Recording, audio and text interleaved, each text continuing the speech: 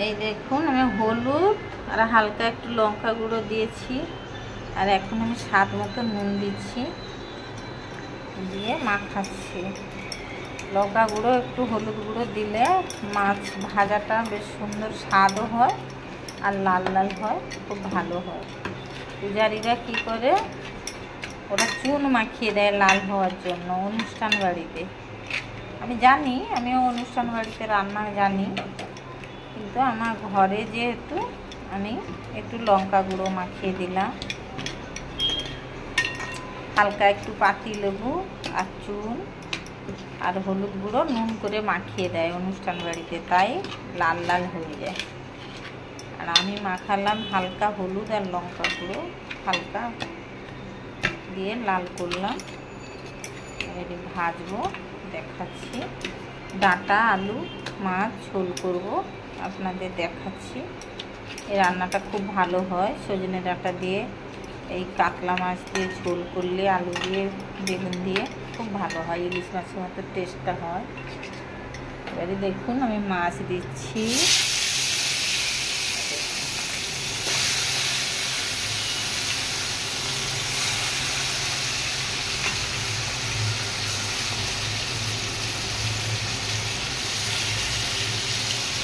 দিলাম, খুব লাল লাল টেস্ট হবে, ভালো হবে।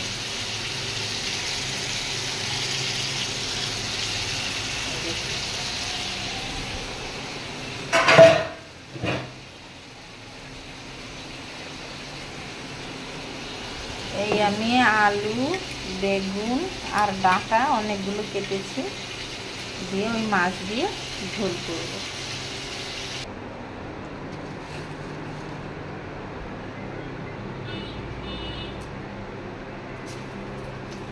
দেখুন আমি ফোড়ন দিচ্ছি, লঙ্কা আর পাঁচ ফোড়ন দিচ্ছি। মাছ আনাজ তুলে দিলাম,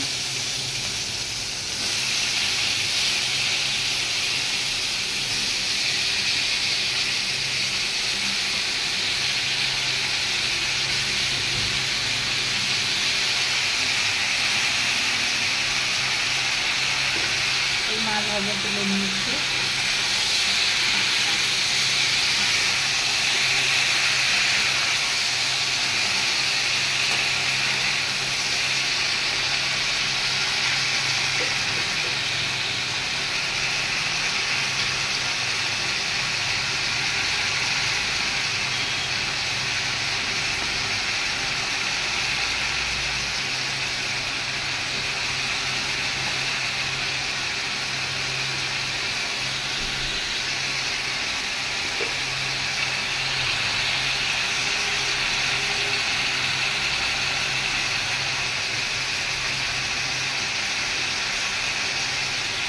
স্বাদ মতো নুন দিলাম,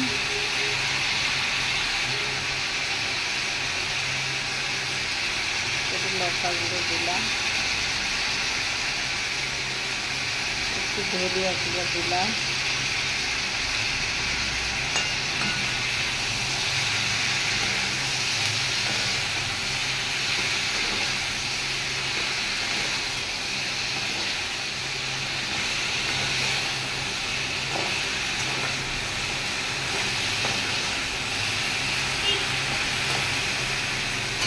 প্রচুর গরম পড়েছে তাই পেঁয়াজ দিলাম না, পেটে গ্যাস হবে।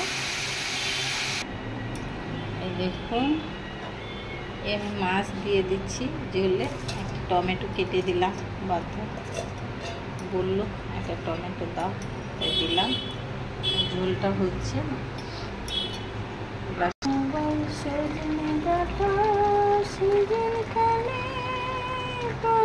মাছের ঝোলে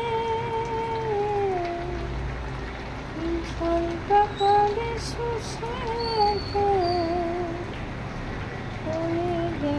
সজনে ডাঁটার ঝোলে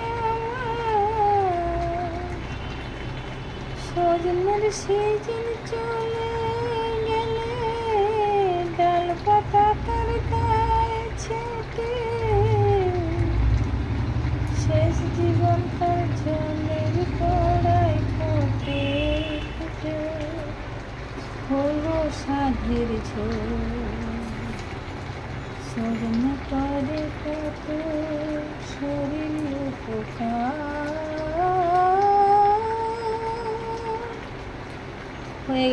সজনে ডাঁটা ঝোল। সজনে ডাঁটার সম্বন্ধে একটু গান বলে দিলাম, বন্ধুরা দেখবেন, খুব সুন্দর ঝোল হয় সজনে ডাঁটা। দেখুন দেখতেও হেভি লেগেছে, খেতেও সুস্বাদু হয়।